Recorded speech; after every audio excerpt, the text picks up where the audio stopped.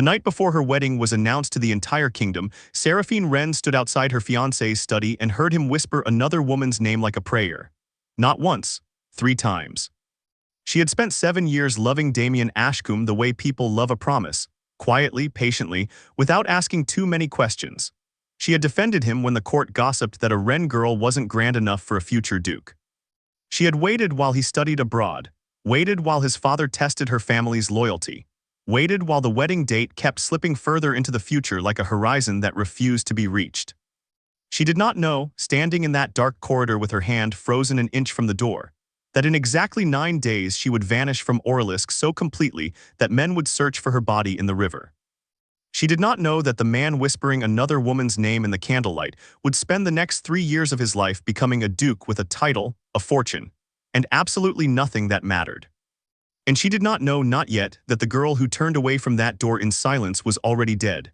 What walked out of the Ashcombe estate that night, dry-eyed and terrifyingly calm, was someone else entirely, someone who would return.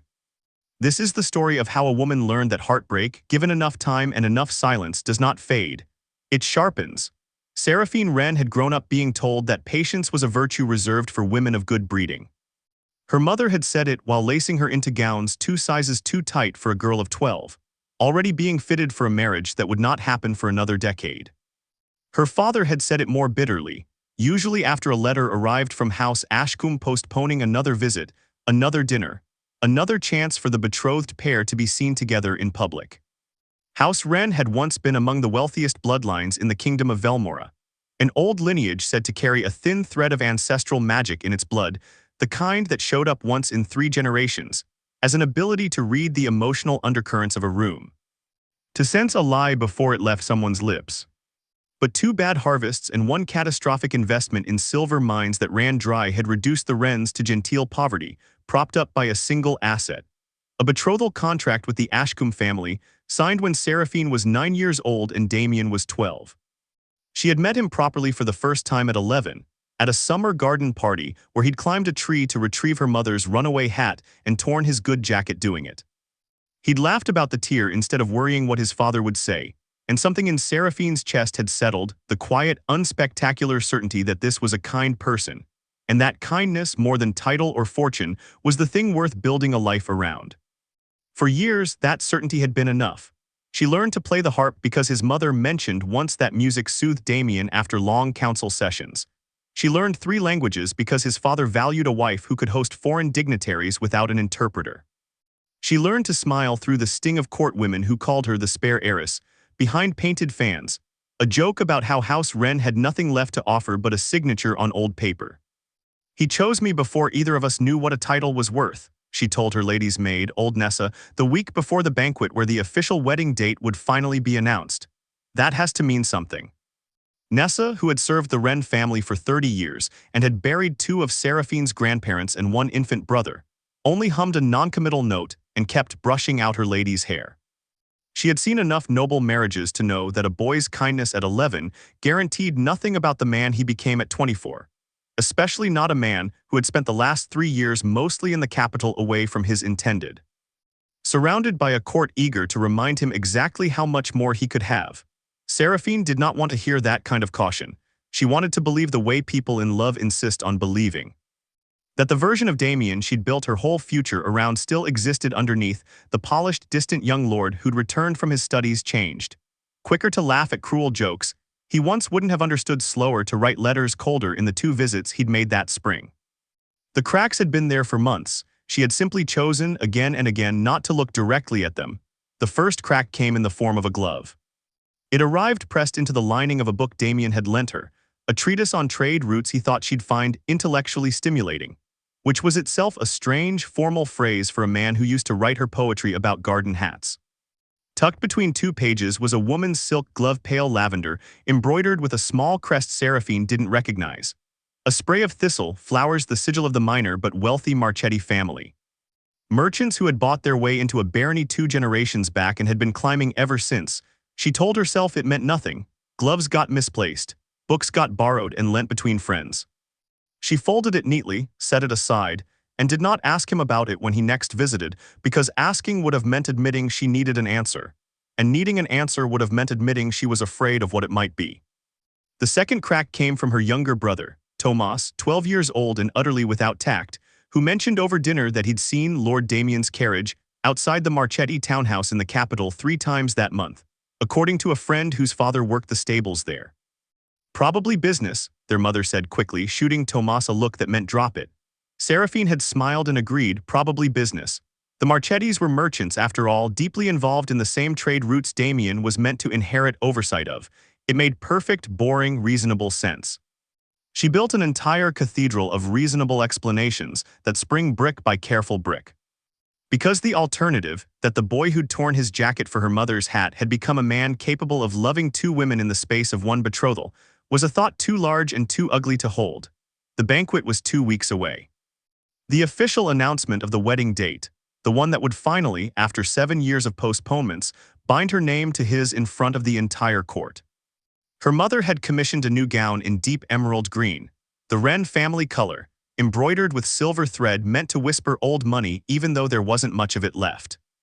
Her father had begun, cautiously, to speak of the marriage as a triumph rather than a rescue, the thing that would restore House Wren's standing after a decade of quiet humiliation.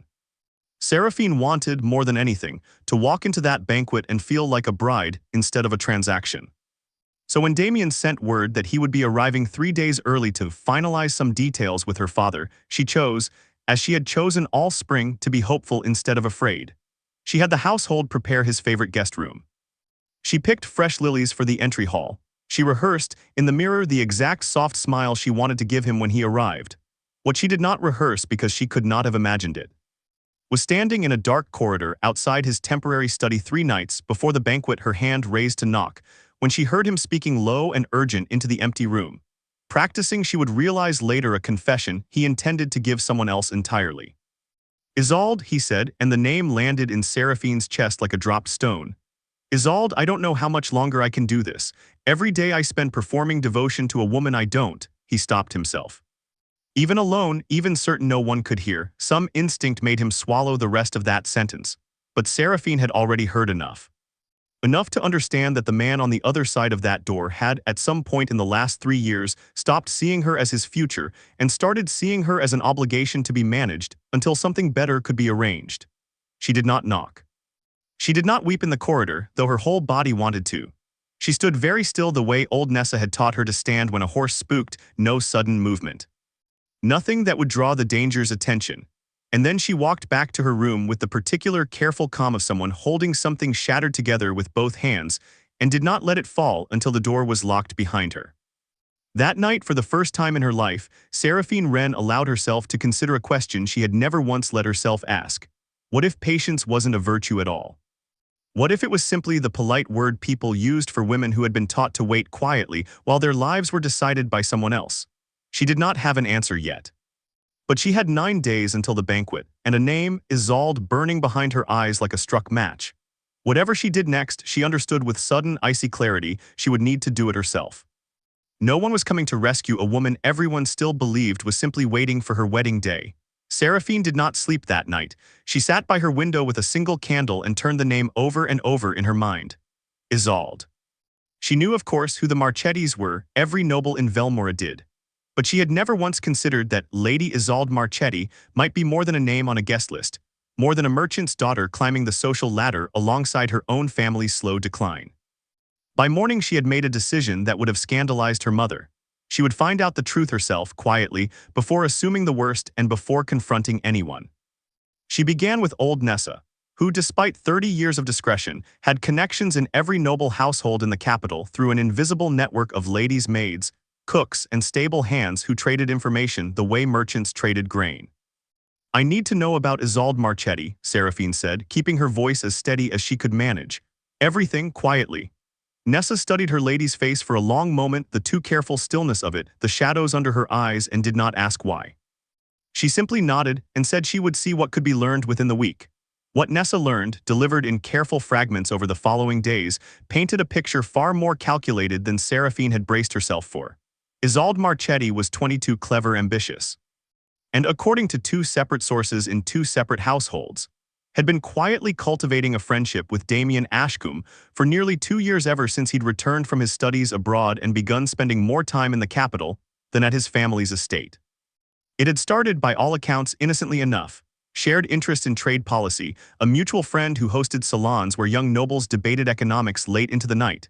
Isolde was sharp in a way court women were rarely permitted to display openly. She understood tariff shipping routes, the delicate mathematics of a kingdom's treasury. And Damien, who had spent his whole life being told that a wife's only useful function was decoration and dowry, had apparently found this intoxicating. "She doesn't love him for his kindness," Nessa said carefully, choosing her words the way one chooses footing on ice. "From what I've gathered, she loves what he can become. Duke, council seat, a voice in matters of trade that would directly benefit her family's shipping interests. And I believe," here Nessa hesitated, "I believe she has been very patient about waiting for your engagement to fail on its own, rather than forcing a scandal that would damage her own family's reputation. Waiting for it to fail on its own." The phrase settled into Seraphine like a splinter. It meant this wasn't a sudden, passionate mistake Damien had stumbled into. It was a slow siege, conducted over years, by a woman intelligent enough to let time and neglect do the work that an open affair could not. And Damien, sweet tree-climbing, jacket-tearing Damien, had let himself be besieged one long absence and one cancelled visit at a time, because it was easier than admitting to his father, to the court, to himself, that he no longer wanted the marriage his whole life had been arranged around. Seraphine spent the following days in a strange, suspended state, performing normalcy for her family, who still believed she was simply nervous about the upcoming banquet, while privately dismantling and rebuilding her understanding of the last 3 years of her life. Every cancelled visit made sense now. Every distracted letter, every time Damien had seemed present in body but absent in every way that mattered, she thought more than once of confronting him directly, of walking into his study and setting the lavender glove on his desk and asking him to look her in the eye and explain it. Some nights she got as far as standing outside her own bedroom door with her hand on the handle before turning back. It wasn't cowardice that stopped her, though it took her a long time to understand that. It was the growing, uncomfortable awareness that a confrontation would only give Damien the opportunity to manage the situation, to apologize beautifully, to promise it meant nothing, to buy himself time the way he had been buying himself time for 2 years already. Men like Damien, raised to believe the world would always rearrange itself around their comfort, were very good at surviving confrontations. They were not good at surviving consequences they never saw coming. And there was something else, something Seraphine barely admitted to herself even in the privacy of her own thoughts. A small, cold curiosity about what Isolde Marchetti actually wanted from all of this. Because a woman clever enough to court a betrothed man for 2 years without triggering scandal was not a woman who would be satisfied simply watching an engagement quietly fail. She would need it to fail publicly, eventually, need Damien free to marry her with his family's blessing intact, need House Ashcombe's fortune and title without the mess of being known as the woman who broke apart another family's contract. Which meant, Seraphine realized with a slow, unfamiliar clarity, that Isolde needed something from her. Needed her to be the one who ended things. Needed her to walk away quietly, gracefully, without a scandal that would taint either family. The perfect, tidy resolution that would let Isolde step into the space Seraphine left behind without a single drop of blood on her hands. "I am not going to make this easy for her," Seraphine said aloud to her empty room, 4 nights after she'd overheard Damien's confession through the study door. It was the first time she'd spoken since that night with anything resembling her old voice. Not the careful, waiting voice of a bride-to-be, but something sharper underneath it. Something that had been quietly forged in the days of silence and information gathering that followed. She did not yet have a plan, but she understood with sudden and total conviction that whatever happened next could not simply be her disappearing to lick her wounds, while Isolde Marchetti collected the life that should have been hers. If she was going to lose Damien, and some cold, clear part of her already knew she had lost him, had perhaps never truly had him at all in the way she'd imagined, she was not going to lose everything else along with him. Not her dignity. Not her family's last chance at stability. And certainly not her own future, quietly signed away to a woman who had spent 2 years waiting in the shadows for exactly this outcome. The banquet was 5 days away. Somewhere in those 5 days, Seraphine understood, she would need to decide not whether to survive this. She had no doubt she would survive it, but what kind of woman she intended to become on the other side of it. She thought for the first time in years of the old stories her grandmother used to tell about the Wren bloodline's ancestral gift, The ability, dormant in most descendants, to sense truth beneath performance lies beneath smiles. Her grandmother had called it a burden more often than a blessing. It shows you exactly how the world really feels about you, the old woman used to say, long before the world is ready to admit it out loud. Seraphine had never felt so much as a flicker of that gift in her 21 years. But lying awake that night, replaying every distracted smile Damien had given her in the last 2 years, she wondered, for the first time, whether she had simply never wanted to look closely enough to see what had always been there. The grand hall of the Ashcombe estate had been transformed for the occasion, an ocean of white and gold silk, 1,000 candles reflected in mirrors along every wall, musicians tuning their instruments in the gallery above. It was, by every external measure, the most beautiful room Seraphine had ever stood in. She hated it instantly. She wore the emerald gown her mother had commissioned, silver thread catching the candlelight with every movement, and she had allowed Nessa to dress her hair in the elaborate braided style reserved for occasions of state. Looking in the mirror before she left her chambers, Seraphine had barely recognized the calm, composed woman looking back at her, a woman who had spent 5 days learning to bury an entire earthquake beneath a smile. "You look like a bride," her mother had said, eyes shining with something between pride and relief, as though the sight of her daughter in emerald silk had finally erased a decade of quiet financial anxiety. Seraphine had smiled and said nothing, because there was nothing true she could say that her mother would survive hearing 3 hours before the announcement. Damien met her at the entrance to the grand hall, resplendent in Ashcombe blue and silver, and for one unguarded moment, as he took her hand to lead her in, Seraphine saw a flicker of something almost like guilt cross his face. It vanished quickly, replaced by the polished, practiced warmth he'd perfected over years of court appearances. "You look beautiful," he said, and it might even have been true, and it changed nothing at all. "Thank you," she said, and let him lead her into the hall full of 200 nobles who had come to watch her life get officially decided. She saw Isolde Marchetti within the first 10 minutes. She had expected somehow to hate her on sight, to feel some visceral, instant recognition of the enemy. What she felt instead was a strange, unsettling recognition of a kindred kind of exhaustion. Isolde stood near the edge of the dance floor in deep sapphire silk, a woman clearly practiced at being watched, at smiling exactly the correct amount, at appearing engaged in conversation while her eyes tracked the room with the same restless calculation Seraphine had spent 5 days learning to hide. They were introduced formally within the hour. Lady Isolde Marchetti, whose family's shipping interest had grown considerably in the last 2 years, Lady Seraphine Wren, betrothed of the future Duke Ashcombe. Isolde's curtsy was perfect.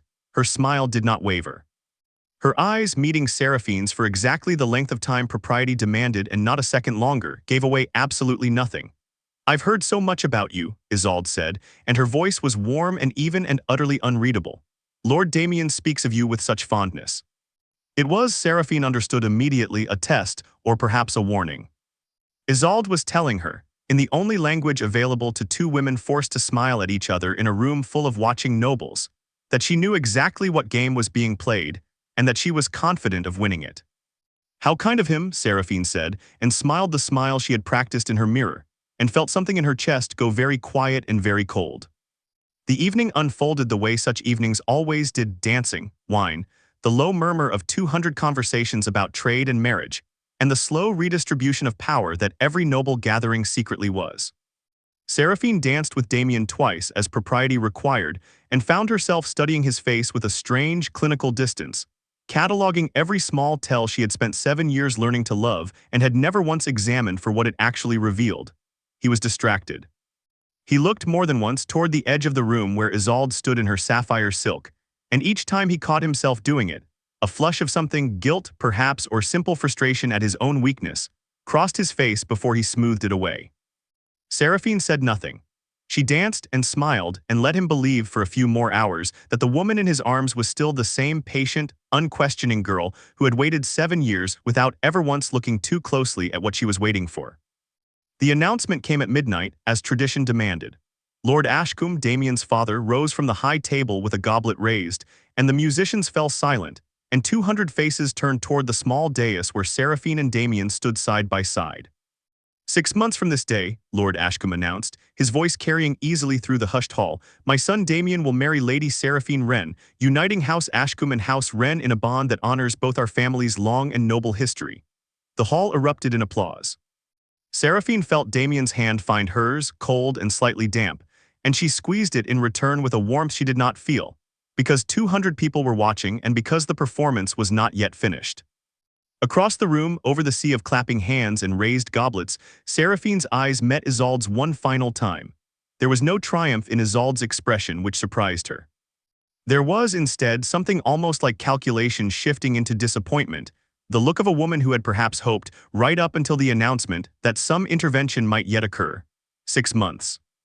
It was, Seraphine understood with sudden clarity, exactly the kind of timeline a patient, ambitious woman might use to engineer a quiet dissolution before the wedding actually occurred.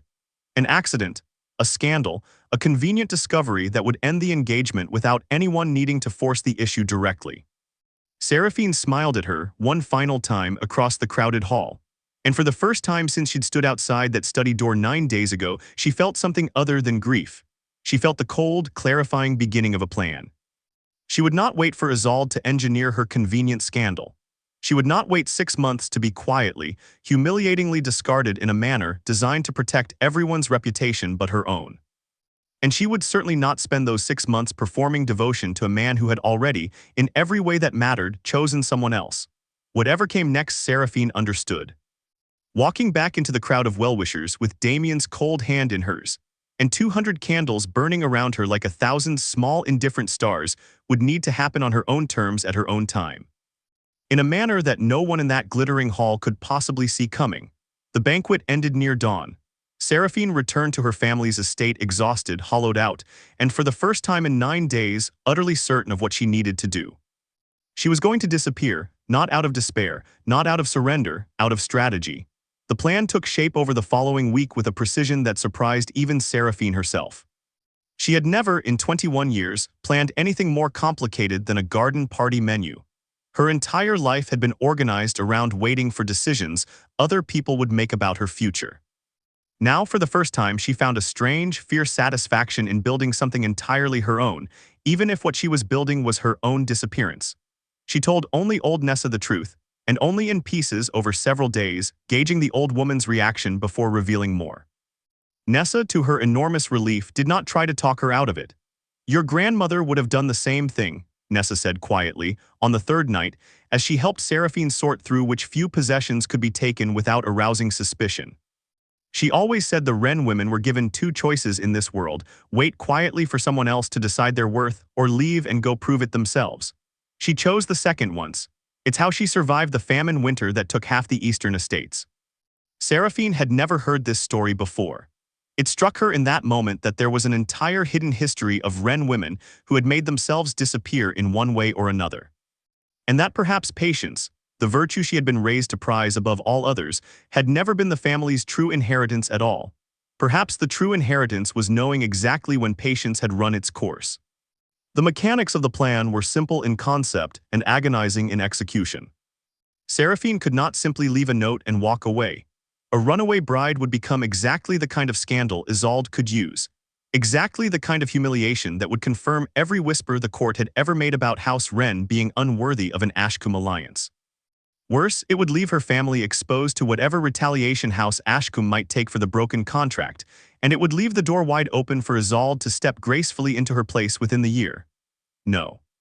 If Seraphine was going to vanish, she needed to vanish in a way that closed every door behind her, that made searching for her both impossible and, eventually, pointless. She began carefully to plant the pieces of a story, a melancholy mood that Nessa mentioned in passing to other household staff, a worrying comment to her mother about feeling unwell, about strange dreams of drowning, a visit to the physician in the nearby town ostensibly for a mild fever, during which she asked, with careful feigned idle curiosity, about the currents of the river that ran along the eastern edge of the Wren estate, the same river where 3 years earlier a servant girl had drowned during spring flooding and never been found. She was building, piece by piece, the foundation of a tragedy that would require no explanation and invite no pursuit.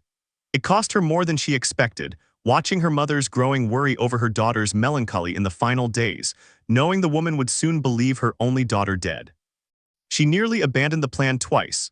Once when her mother wept over a torn hem in the emerald gown, saying she hoped Seraphine would be happy, truly happy in her marriage, once when her father, in a rare moment of open affection, told her he was proud of how gracefully she'd carried the weight of the family's fortunes on her shoulders for so many years.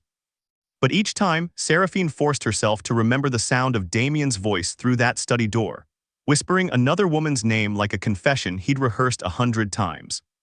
She forced herself to remember Isolde's perfectly unreadable smile, the calculated patience of a woman who had spent 2 years waiting for exactly this outcome.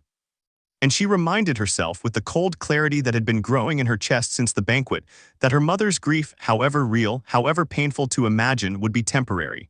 It would heal eventually the way grief for the dead eventually does, what would never heal.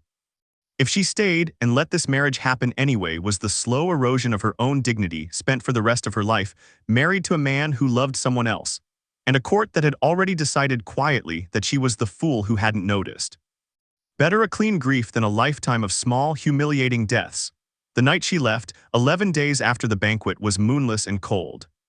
She left her jewelry laid out carefully on her dressing table, the Wren family pieces untouched, alongside a folded letter to her parents that spoke only of exhaustion and a need for solitude, vague enough to support any conclusion but specific enough to feel authentic.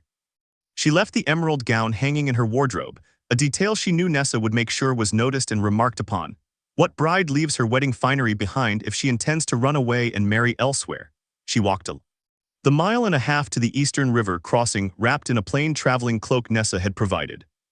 Carrying only a small bag of coin the old woman had quietly saved from years of household allowances, specifically for a moment like this one, though neither of them had ever spoken the possibility aloud until now. At the river's edge in the darkness, she left her traveling boots, a detail specifically chosen because the servant girl who drowned 3 years prior had also left her boots at that exact crossing, a story every household in the region knew by heart. Then, barefoot and shivering, she walked in the opposite direction of where any search would naturally begin, toward a road that led not toward the capital or any of the noble estates that dotted the countryside, but toward the working port town of Ilmarsh, 3 days' walk to the south, where a young woman with coin and no family name to protect could disappear into the ordinary churn of merchant life without anyone asking too many questions. She did not look back at the estate that had been her whole world for 21 years. She did not allow herself to imagine her mother's face when the letter was found, or the boots at the river's edge, or the quiet, terrible conclusion the household would inevitably draw. She walked south through the darkness with her heart hammering and her mind, for the first time in 9 days, entirely coldly clear. Somewhere behind her, in a candlelit study in the Ashcombe estate, Damien Ashcombe was likely writing another careful, distant letter to a woman he had no right to love. He had no idea, none of them had any idea, that the quiet, patient bride he thought he understood completely had just walked out of her old life, and into something he could never have predicted. Seraphine Wren was, as far as the entire kingdom of Velmora would soon believe, dead. What was walking toward Ilmarsh in the darkness was someone else.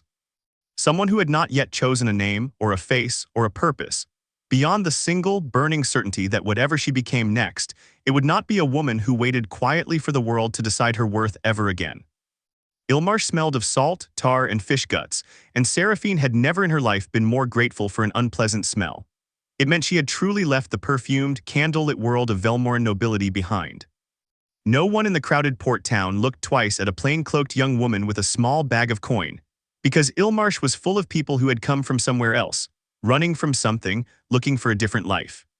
She blended into the churn of the docks the way a single drop of ink dissolves into a barrel of water. For the first 2 weeks, survival was the only ambition she allowed herself. She rented a narrow room above a rope maker's shop, paid for with the coin Nessa had saved, and took what work she could find, mending nets, keeping ledgers for a fishmonger who couldn't read numbers, past 20 translating shipping manifests for a harbor clerk who'd noticed with some surprise that this quiet new arrival could read 3 languages. It was the ledgers and the languages that changed everything. Ilmarsh, unlike the gilded halls of Orlisk, ran entirely on commerce, on the honest, unglamorous mathematics of goods bought low and sold high, of shipping routes and tariffs and the constant small wars of supply and demand. Seraphine discovered, within a month, that the education she had endured for 7 years purely to please a family she no longer trusted, the languages, the etiquette, the careful study of trade routes Damien had once found so intellectually stimulating, had accidentally made her one of the most capable minds in the entire port town. She began keeping books for a small trading house run by a widow named Bettina Marsh, a sharp, weathered woman in her 50s, who had built a modest fortune importing dyes and spices from the southern islands, after her husband's death left her with nothing but his failing shop and 3 young children. Bettina recognized something in the quiet, watchful new clerk within the first week, not just competence, but a particular, unusual gift for reading a negotiation, for sensing when a trading partner was bluffing about a price or hiding a better offer. "You've got an old soul's eyes," Bettina told her one evening, over cheap wine and better company than Seraphine had known in years. "Like you've already lived a whole life somewhere else and you're just visiting this one." Seraphine had laughed, a real laugh, for the first time since the night outside Damien's study, and said nothing true, because the truth was a story too large and too dangerous to tell a woman she'd known only 3 months. She took the name Wren still, but only the first half, calling herself simply Fina to the dockworkers and merchants who came to know her, a small, private rebellion against the identity she'd left drowned in the river back home. She let her hair grow longer and wilder than any noblewoman would permit. She learned to haggle in the rough, direct dialect of the docks, so different from the careful diplomatic language of the court. She learned, slowly and painfully, what it felt like to be valued for her mind rather than her bloodline or her marriage prospects. And she began in the quiet hours after the trading house closed each evening to feel something stirring in her chest that she did not immediately recognize. A small, persistent warmth whenever she successfully predicted a shift in the spice market, whenever she caught a supplier trying to shortchange Bettina on a shipment weight. Whenever a decision she made resulted in profit instead of loss. It took her nearly 4 months to recognize what she was feeling, the faint, unfamiliar stirring of her grandmother's old gift. The Wren bloodline's dormant ability to sense truth beneath performance had never activated in the sheltered, protected life of a noble daughter, where every interaction had been carefully scripted and every danger kept at arm's length by wealth and status. But here, in the ruthless, honest churn of Ilmarsh's docks, where a bad read on a trading partner meant real financial ruin instead of merely social embarrassment, the gift had begun slowly to wake. She could feel it now as a kind of texture beneath conversations, a subtle wrongness in a merchant's tone when he lied about a shipment's origin. A flicker of genuine warmth beneath Bettina's gruff exterior that told her the older woman's offer of a permanent position was sincere rather than merely convenient. It was not dramatic. It was not the kind of power that belonged in the old stories her grandmother used to tell, of Wren women who could see a man's entire fate written across his face. But it was real, and it was growing, and it was entirely, thrillingly her own. News from Orlisk reached Ilmarsh slowly, filtered through months of delay and merchant gossip, but it reached her eventually, carried in fragments by traders who'd been to the capital, embellished and distorted the way all such stories were by the time they traveled 300 miles south. House Wren's daughter had drowned. The story went on the eve of her wedding to the future Duke Ashcombe. Some said from a broken heart after discovering her fiancé's affair with a merchant's daughter, others said simply from melancholy, still others insisted it had been foul play. That the Marchetti girl had arranged the whole thing to clear her path to the dukedom. The truth, whatever it actually was, hardly mattered by the time it reached Ilmarsh's taverns. What mattered was that it was a good story, tragic and romantic in the way court scandals always were to people who would never actually have to live through one. Seraphine listened to these stories with her face carefully neutral, feeling something complicated twist in her chest. Grief still, for the family she'd left behind, grieving a death that hadn't happened, a strange, cold satisfaction at hearing Isolde Marchetti's name already tangled in whispers of scandal and suspicion. Months before the woman had even secured what she'd spent 2 years scheming for, and beneath both of those feelings, something new and unfamiliar and entirely her own. A fierce, quiet resolve that whatever she built next in this new life with its saltaire smell and honest ledgers, it would be built entirely on her own terms. She did not yet know what shape her revenge would eventually take.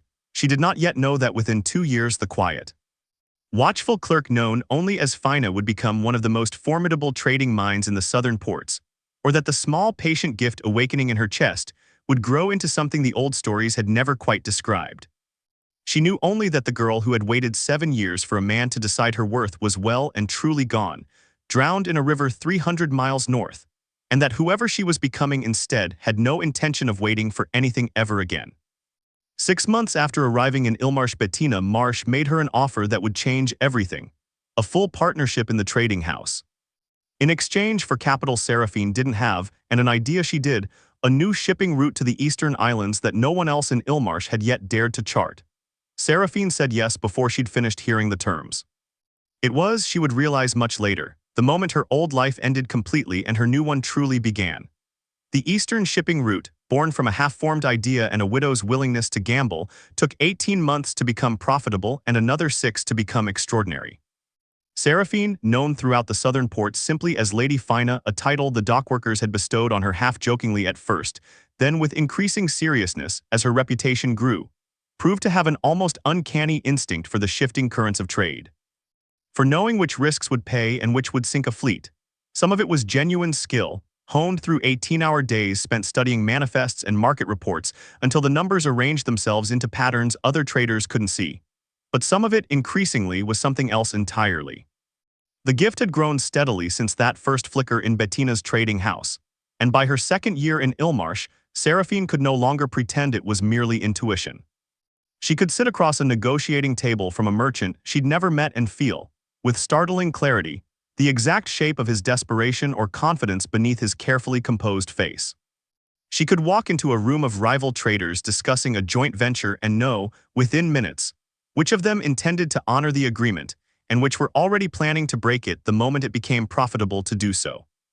It terrified her the first several times it happened with any real intensity, a physical sensation like a held breath finally released, a sudden flood of understanding about a person that felt almost like an intrusion, as though she'd read a private letter she had no right to see. She sought out the oldest woman she knew in Ilmarsh, a herbalist named Old Kessa who had lived on the docks for 60 years, and claimed in low voices over her shop counter to remember stories of the old bloodline gifts from before they'd mostly died out of common noble families. Ren blood, Kessa said, studying Seraphine's face with sharp, assessing eyes after Seraphine had cautiously, vaguely described what she was experiencing, careful never to use her true family name. I knew a Ren once girl back when I was young enough to still travel north. Strange gift, that one, doesn't show up often, and when it does, it usually takes a broken heart to wake it up properly. Something about grief cracking a person open enough to let the truth in. Seraphine had not told Kessa her real name, but something in the old woman's knowing look suggested she'd guessed at least part of the truth, that this was no ordinary port clerk sitting across from her, but a woman with old blood and an old wound both. Is it dangerous? Seraphine asked. This gift, Kessa had laughed a dry, rattling sound, only to people who lie to you, dearie, which in this line of work ought to make you rather popular. Kessa taught her over the following months. How to control it, how to lower the constant hum of it to a manageable background noise instead of an overwhelming flood, how to focus it deliberately on a single conversation instead of drowning in the emotional undercurrents of an entire crowded room. It was Kessa explained. Less a magical power in the dramatic sense of old fairy stories, and more an extremely refined form of perception. An ability to read micro-expressions, vocal tremors, the subtle physical tells that every human being gives off when the truth and the performance don't quite match. Amplified and sharpened by whatever ancient thread ran through Ren blood. It won't tell you what someone is thinking, Kessa warned her. It'll tell you when they're lying about it. There's a difference, and forgetting it gets careless people killed in this business.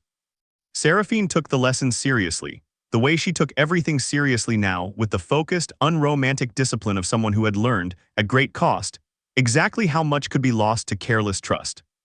She practiced on merchants, on rival traders, on the increasingly frequent visitors who came seeking partnership with the trading house that Lady Fina had, in less than 2 years, built into one of the most respected in the southern ports. By the end of her second year away from Orelisk, House Marshran, the name Bettina had insisted on over Seraphine's quiet objections, once she'd finally learned her partner's true surname and guessed correctly. At the rest, controlled nearly a third of the eastern spice trade, and had begun quietly expanding into the silk and dye markets that had once been House Wren's own ancestral business before the silver mines failed and dragged the family toward genteel poverty.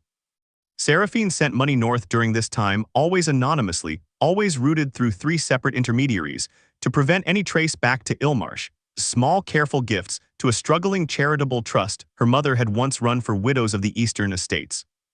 The same trust that had quietly collapsed for lack of funding in the months after Seraphine's presumed death. It was the closest she allowed herself to reaching back toward the family she'd left grieving a death that never happened, a small penance for a wound she had chosen deliberately to inflict. The news from Orelisk continued to reach her, slower now, less embellished, more reliable as her trading contacts expanded into the capital's own merchant circles. Damien Ashcombe had become Duke Ashcombe 18 months after the banquet, his father having died of a sudden illness that winter. He had not married Isolde Marchetti immediately, as everyone had expected, a fact that intrigued Seraphine more than she wanted to admit. Instead, court gossip suggested a long, strange delay, whispers of a grieving Duke too, consumed by guilt over his dead, betrothed to properly court his new love. Whispers of Isolde's growing frustration, as the years stretched on without a formal proposal. Whispers, most interesting of all, of a Duke who had begun making unusually cautious, unusually thorough investigations into any woman who so much as approached him at court. As though some part of him no longer trusted his own judgment about who deserved his affection. Seraphine read these reports with a complicated, evolving feeling that had very little left in it of grief and increasingly more of something colder and more analytical. Guilt was useful. Guilt made men careless in one direction while making them paranoid in another. Guilt, cultivated correctly and left to simmer for long enough, could be the exact kind of crack in a man's armor that made an eventual reckoning not just possible but devastating. She did not yet have a plan for returning to Orlisk. She was not yet certain she wanted one. The trading empire she and Bettina had built in Ilmarsh was by any honest measure a life more satisfying than anything she'd have found as Duchess Ashcombe. Bound to a man who'd never truly chosen her, and a court that would always whisper about the scandal beneath her marriage. But late one night, reviewing shipping manifests by candlelight in the same small room above the ropemaker's shop, where she'd first arrived 2 years earlier, Seraphine found herself thinking not of revenge exactly but of unfinished business. Of a woman named Isolde Marchetti, who had spent years scheming for a dukedom she still apparently did not have, and of a man who had broken a good woman's heart, and was now by all accounts discovering exactly what that breaking had cost him. She thought of her mother's face, imagined and unseen, still grieving a daughter presumed drowned. She thought of her father, quietly humiliated all those years, now perhaps further humiliated by whatever mess Isolde and Damien's stalled courtship had made of House Ashcombe's reputation.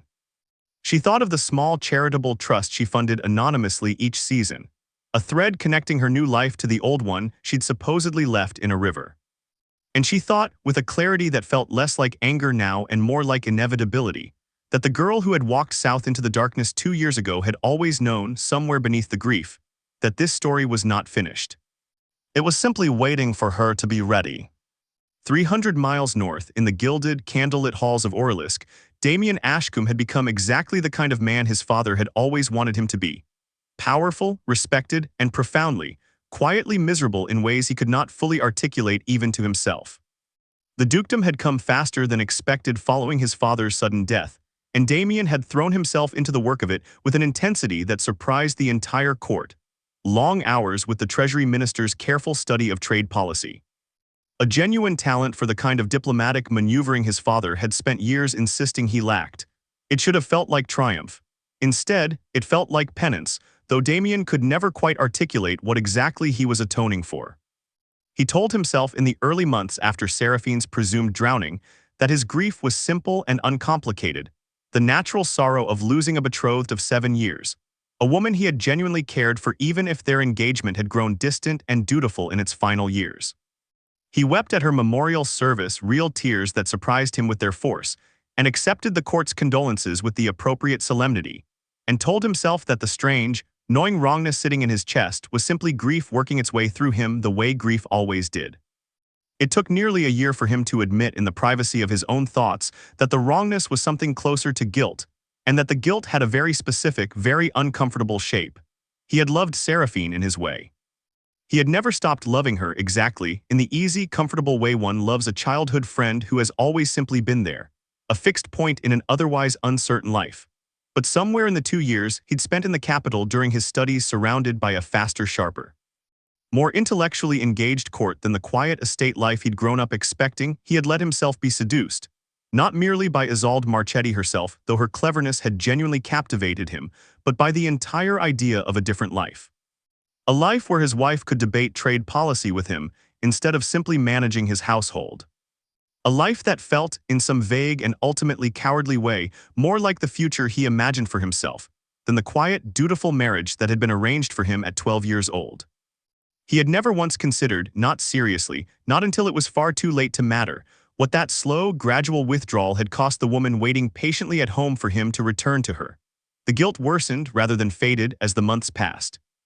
Isolde, who had waited 2 years for Seraphine's engagement to fail, and had got her wish in the most tragic way imaginable, found herself in the strange position of a woman who had won a war she could no longer publicly celebrate.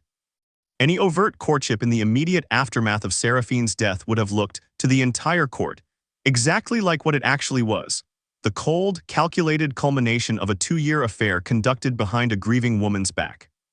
So Isolde waited, with the same patience she'd shown before, for what she assumed would be a reasonable mourning period before Damien's guilt subsided enough to let him claim the future she'd spent years engineering.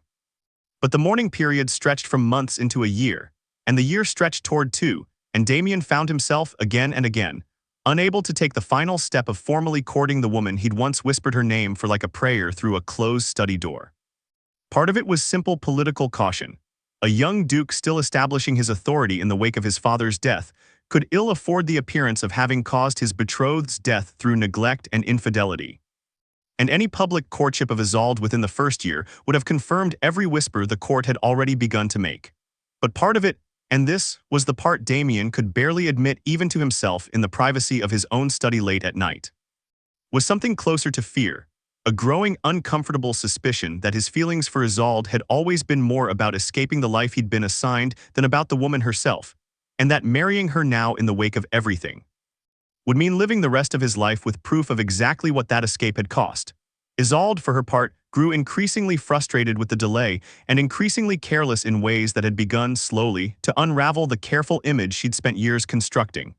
Court whispers, which had initially been sympathetic toward a young duke too grief-stricken to move forward with his life, gradually shifted tone as Isolde's impatience became more visible.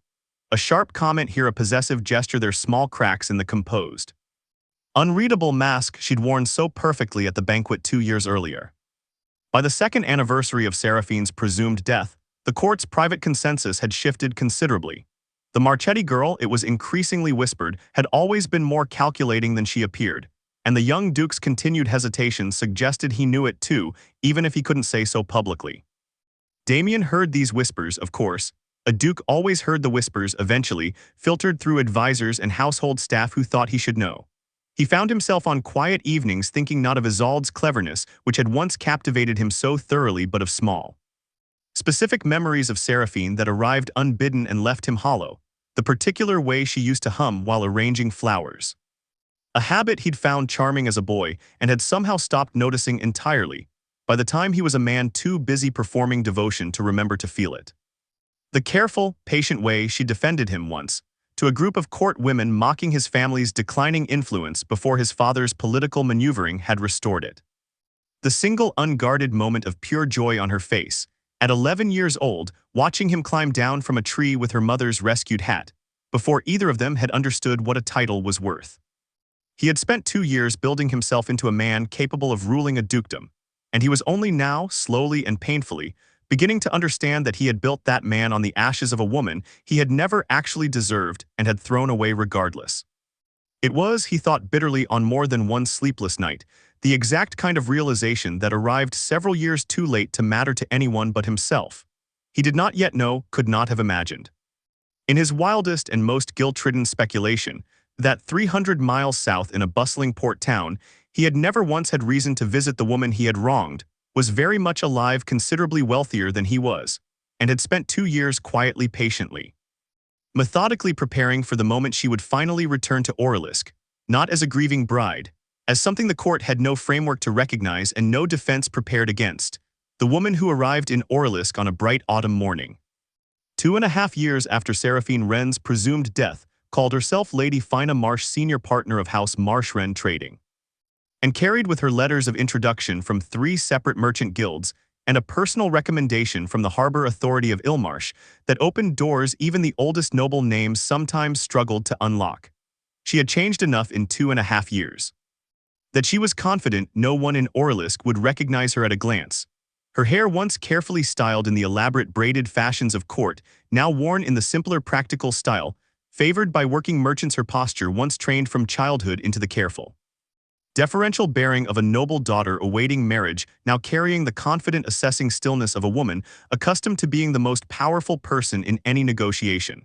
She had also, and this mattered more than she'd expected, learned to fully control the gift that had awakened in Ilmarsh, could walk into a room full of nobles without being overwhelmed by the flood of performance and pretense that had once in her old sheltered life simply washed over her unnoticed.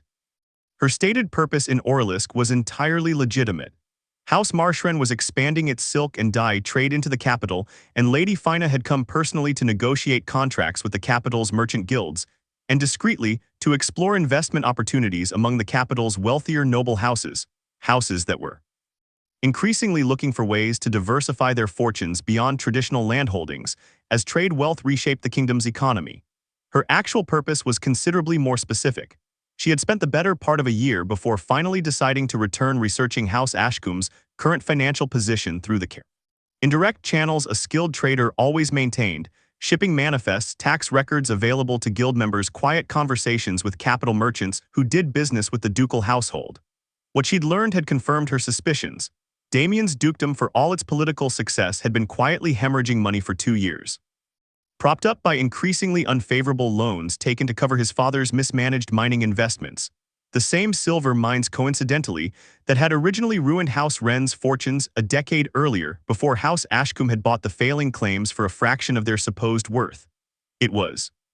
Seraphine thought with the cold satisfaction of a woman who understood markets better than anyone in the capital, currently advising the young duke.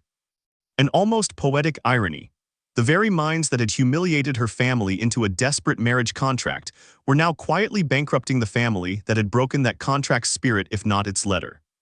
She began her campaign carefully, the way she began every successful negotiation, establishing herself first as a legitimate, respected presence in the capital's merchant circles before making any direct move toward House Ashcombe. Within a month, Lady Fina Marsh had become a notable fixture at the Merchant Guild's autumn gatherings, respected for her sharp instincts and cautious about extending credit, careful never to appear too eager for any particular partnership.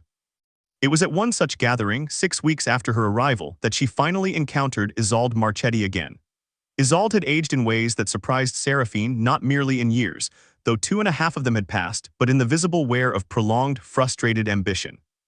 The composed, unreadable mask she'd worn so perfectly at the banquet had developed small cracks, a sharpness at the corners of her eyes, a slight brittleness in her once effortless charm. The particular exhaustion of a woman who had spent years waiting for a prize that kept receding further from her grasp. They were introduced as strangers, as the world required, Lady Fina Marsh of House Marshren trading meeting Lady Isolde Marchetti, whose family's shipping interest had grown considerably over the past several years, though whispered rumors suggested that growth had recently slowed under the weight of poor investment decisions and a costly ongoing legal dispute over a shipping contract gone wrong. Seraphine felt for the first time since Ilmarsh the full unguarded flood of her gift as it read the woman standing across from her, and what she felt beneath Isolde's polished courtesy was something she hadn't expected: genuine, gnawing desperation. Not merely romantic frustration at Damien's continued hesitation, but real financial fear, the particular flavor of panic Seraphine recognized instantly from 2.5 years of reading Merchants on the Edge of Ruin. House Marchetti's shipping ventures have run into difficulty, I understand, Seraphine said, keeping her voice carefully neutral, testing the waters of a conversation that could go a dozen different directions. Something flickered across Isolde's face, quick, controlled, but not quite fast enough to hide entirely from someone trained specifically to catch it. Every trading house has its difficult seasons, Isolde said smoothly. I understand House Marshren has had considerable success in the eastern spice routes. Perhaps we might discuss a partnership, Lady Fina. And there it was, the desperation dressed up as opportunity, a woman drowning quietly reaching for whatever lifeline presented itself, unaware that the hand she'd just clasped belonged to the very woman whose life she'd spent years quietly dismantling. Seraphine smiled, the same careful, practiced smile she'd once worn at a banquet in this very city, and said, I would be very interested in learning more about House Marchetti's current position, Lady Isolde. Perhaps we might arrange a more detailed conversation. She had no intention, of course, of ever actually partnering with House Marchetti, but she had every intention of learning exactly how deep Isolde's financial desperation ran, exactly what leverage that desperation might eventually provide, and exactly how a woman clever enough to court a betrothed duke for 2 years without triggering scandal might respond, when she discovered too late that her greatest weakness had been quietly mapped by someone she had no idea to fear. That evening, walking back to the townhouse she'd rented under her merchant identity, Seraphine allowed herself, for the first time since arriving in Orlisk, to think directly about Damien. She had seen him only from a distance so far, at the edge of the same merchant gathering, deep in conversation with treasury ministers about a matter she couldn't overhear. He had looked older than she remembered, not merely in years, but in the particular weariness of a man carrying more weight than he'd been prepared for. She had felt watching him. A complicated tangle of emotions she hadn't fully anticipated. Not the raw grief of the woman who'd overheard his confession through a study door 2.5 years ago, but something more distant and clinical, the way one might observe a stranger whose story happened to intersect briefly and painfully with one's own. She did not love him anymore. She understood this with sudden, settling clarity, standing alone in the quiet townhouse as autumn rain began to fall outside. Whatever she felt now, and it was considerable, a churning mixture of old grief and new resolve in something that might eventually resemble satisfaction. It was no longer love and had not been for a very long time. What she felt was something closer to unfinished business. And unfinished business, Seraphine Wren had learned in 2.5 years of building an empire from nothing but ledgers and a widow's faith in her, was simply a problem that had not yet been properly solved. She intended to solve it thoroughly. The following 3 months unfolded with the careful, patient precision Seraphine had learned from 2 years of complex trade negotiations. Each move calculated to appear entirely unconnected to the last. Each conversation designed to extract exactly the information needed while revealing nothing in return. She cultivated the appearance of a genuine business relationship, with Isolde meeting several times over the following weeks under the pretense of exploring a shipping partnership. And through these careful conversations, combined with her own independent investigation through Orlisk's merchant guilds, she assembled a complete picture of House Marchetti's financial collapse. The truth, when fully mapped, was considerably worse than even Isolde's desperate demeanor had suggested. House Marchetti's shipping fortune, built over 2 generations, had been quietly gutted by a series of increasingly reckless investments Isolde herself had championed against her more cautious father's wishes. Investments made Seraphine suspected. In a growing panic to accumulate enough independent wealth to make herself an attractive match for Damien regardless of whether House Ashcombe's own dukedom recovered its footing. A merchant fleet lost to poor insurance decisions. A trade agreement with a southern kingdom that collapsed amid a diplomatic dispute Isolde had badly misjudged. A series of loans taken against the family's remaining assets to cover the losses, loans that were now quietly coming due. Isolde Marchetti. Seraphine realized with the particular satisfaction of watching a carefully constructed life finally buckle under its own weight, was perhaps 18 months from complete financial ruin. And her entire strategy for the past 2.5 years, the patient waiting, the careful cultivation of Damien's guilt-ridden hesitation, had been a desperate gamble to secure a ducal marriage before her family's true financial position became public knowledge and made her entirely unmarriageable to any noble house seeking to protect its own interests. Armed with this knowledge, Seraphine made her first direct move. She arranged, through entirely legitimate business channels, a meeting with Duke Damien Ashcombe himself, ostensibly to discuss a substantial investment opportunity for House Ashcombe's struggling treasury. An opportunity that would require the Duke's personal attention given the scale of capital involved. It was, she knew, a meeting he could not refuse. House Ashcombe's finances, as she'd confirmed through months of careful research, needed exactly the kind of capital infusion House Marcheren Trading could provide. She prepared for the meeting with more care than she'd given any negotiation in 2.5 years. Not out of nervousness, she was long past nervousness where Damien Ashcombe was concerned, but out of a precise understanding that this single conversation would determine the entire shape of everything that followed. The Duke received her in his study, the very same study, she realized with a jolt of cold recognition, outside whose door she had once stood frozen at 21 years old, listening to a confession that shattered her entire world. It had been redecorated since then, the old furniture replaced, but the geography of the room, the position of the desk, the particular slant of afternoon light through the tall windows remained exactly as she remembered. Damien did not recognize her. She had known he wouldn't. 2.5 years, a changed name, a changed bearing. A face that had learned to arrange itself into expressions she'd never worn as a sheltered, noble daughter. But there was still something disorienting about sitting across from the man she'd once planned to marry, watching him greet her with the polite professional warmth of a stranger. "Lady Fina," he said, gesturing her to a chair. "I understand House Marcheren has expressed interest in a substantial partnership with the ducal treasury. I have, she said, and felt her gift settle into focus, reading him with the same clinical precision she brought to every important negotiation. What she found beneath his composed professional exterior surprised her more than she expected. Genuine exhaustion, a deep and abiding guilt that had clearly not faded with time, and most unexpectedly, a kind of careful, guarded loneliness that suggested the powerful young duke had built himself a life of considerable political success and very little genuine warmth. They spoke for nearly an hour about trade terms, investment structures, the specific capital house Ashcombe required to stabilize its treasury after 2 years of mounting debt. Damien was, she noted with some reluctant respect, considerably sharper about matters of policy and finance than the young man she'd once known. Whatever else his 2 years as duke had cost him, they had genuinely made him more capable in the work of governance. Near the end of the conversation, as they finalized preliminary terms for a substantial loan that would give House Marshren trading significant influence over House Ashcombe's financial recovery, Damien paused and studied her face with an expression she couldn't immediately place. "Forgive me," he said slowly. "You remind me of someone. It's likely nothing, a trick of the light, perhaps." Seraphine felt her pulse quicken but kept her expression perfectly composed, drawing on 2.5 years of negotiating with far more dangerous men than a grieving, guilt-ridden duke. "I'm told I have one of those faces," she said lightly, common enough apparently. He studied her a moment longer, something unreadable moving behind his eyes before seeming to shake off whatever memory had briefly surfaced. "My apologies, shall we finalize the terms?" They finalized the terms. Seraphine left the Ashcombe estate with a signed contract that gave her trading house significant financial leverage over the ducal treasury. Leverage she had no immediate intention of using punitively, but leverage that meant quite simply that Damien Ashcombe's financial recovery now depended substantially on maintaining a good relationship with a woman he had no idea he'd once loved and lost. It was, she thought, walking back to her carriage through the same gardens where she'd once picked lilies for a wedding banquet. A satisfying kind of justice, not violent, not dramatic in the way the old stories described revenge, but precise and thorough in the way she had learned over 2.5 years of trade negotiations that the most lasting victories usually were.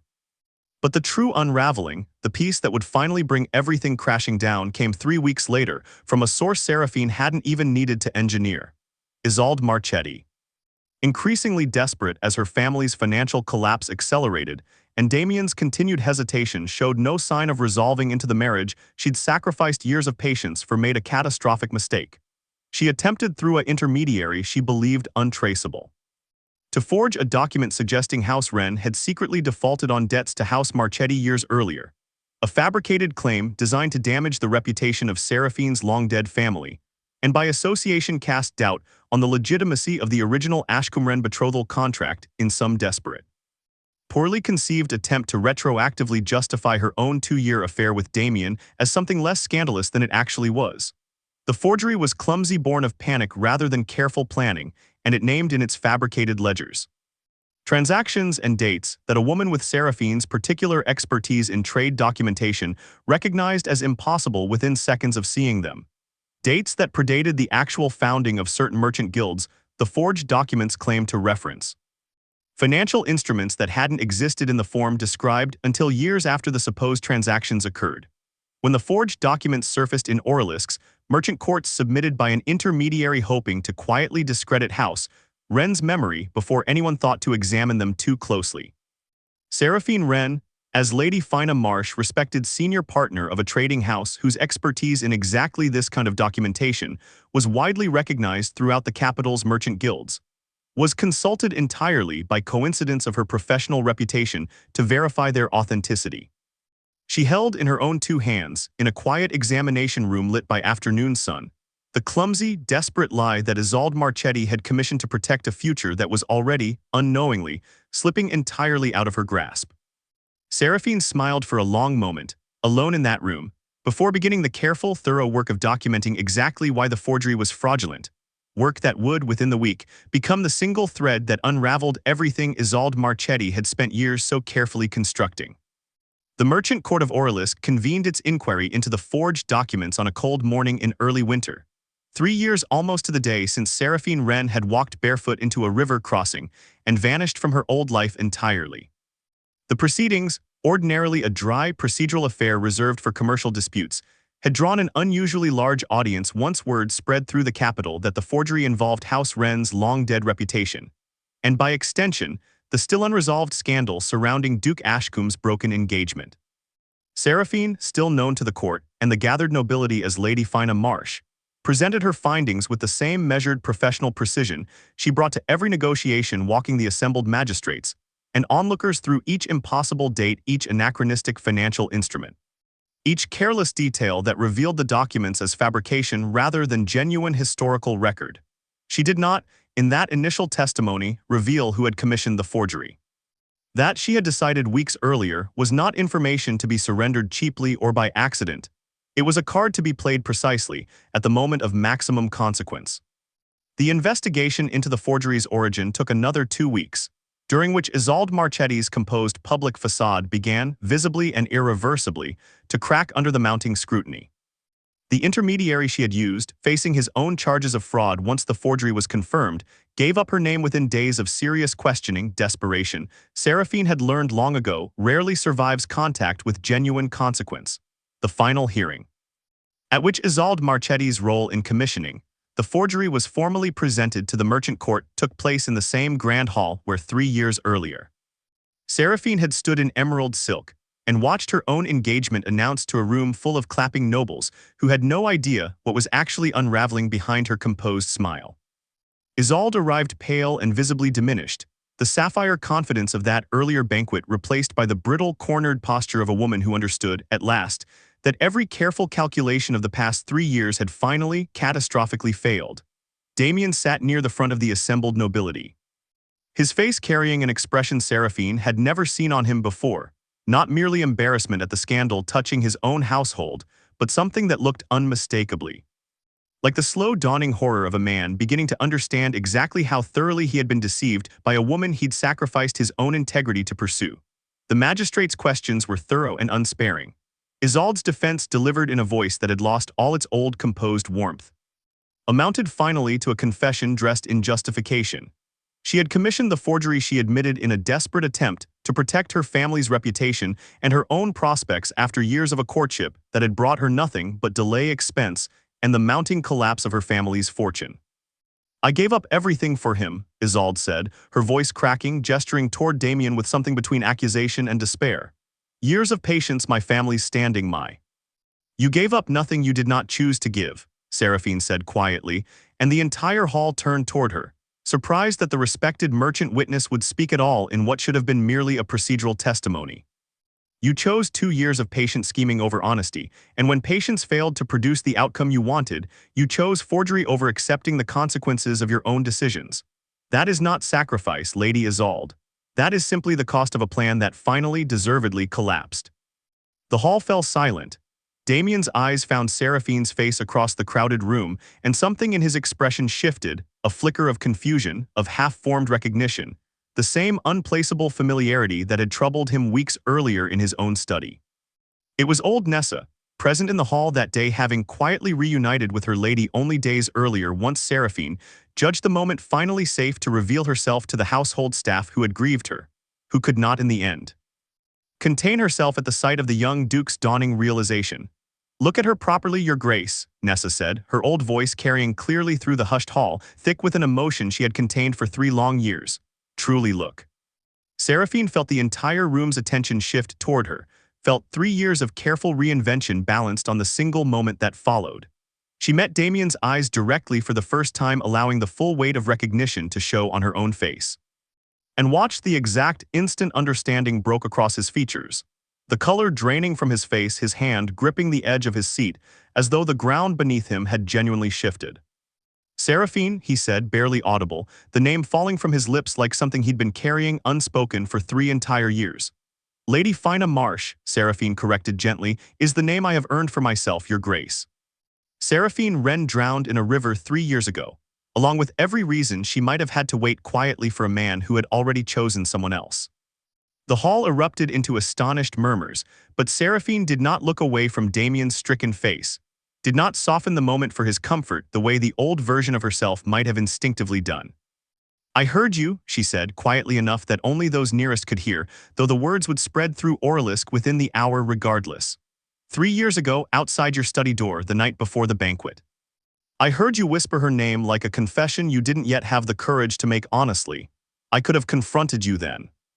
I chose instead to build a life where I never again had to wonder what I was worth to someone who had already decided I was worth less than his own comfort. Damien's face had gone entirely gray. I searched for you, he said, his voice breaking. For months I searched the river, I sent riders to every town within. You searched for a body, Seraphine said, not unkindly but without softening the truth either. I am not asking for your grief, your grace. I stopped needing it a long time ago. I am simply here to finish what I started 3 years ago, the truth, finally, spoken in the same hall where it was first buried. The merchant court's ruling, delivered within the hour, stripped House Marchetti of its remaining trading licenses and levied fines that, combined with the family's already collapsing fortune, would take generations to recover from, if recovery was possible at all. Isolde Marchetti left the Grand Hall that day with no dukedom, no fortune, and a reputation so thoroughly ruined that no noble house in Velmora would consider an alliance with her family for years to come. She had spent years quietly, patiently waiting for a future she believed she deserved, and had lost everything in the single afternoon it took for that patience to finally, publicly fail. Damien sought Seraphine out privately, days later. In a quiet meeting she agreed to only because 3 years of discipline had taught her the value of closing a matter thoroughly rather than leaving loose threads to fester. He apologized genuinely, painfully, without the polished performance she remembered from their engagement, and asked, with what remained of his broken composure, whether there was any path back to what they'd once had. Seraphine considered the question for a long moment, studying the man across from her with the same clear, unclouded gift that had once terrified her and now simply told her the truth. He meant every word of his regret, and it changed absolutely nothing about the years already spent, the trust already broken beyond any rebuilding worth attempting. I built an entire life believing I was drowned, she said finally. I am not interested in returning to the shore I left behind, your grace, but I am glad, for whatever it's worth, that you finally learned what losing me actually cost you. Most men never do. She left Orelisk 3 weeks later, her business with the merchant court concluded, her family quietly, joyfully reunited with a daughter they had grieved for 3 impossible years. House Marshren's capital secured against House Ashcombe's treasury on terms that would benefit her family's restored fortunes for a generation to come. She returned to Ilmarsh, to Bettina, to the trading house she had built from nothing but ledgers and a widow's faith. To the solitaire life that had taught her patience was never the virtue she'd been raised to believe. It was, she understood now, simply the price women were charged for waiting quietly while other people decided their worth, and she had no further intention of paying it. The river that was said to have taken Seraphine Wren had never taken anything at all. It had simply given her the space, in the darkness of that moonless night, to become someone the world had never been prepared to see coming. She was no longer the girl who waited. She was the woman who returned, and the difference between the two, she had learned, was the only inheritance that had ever truly mattered.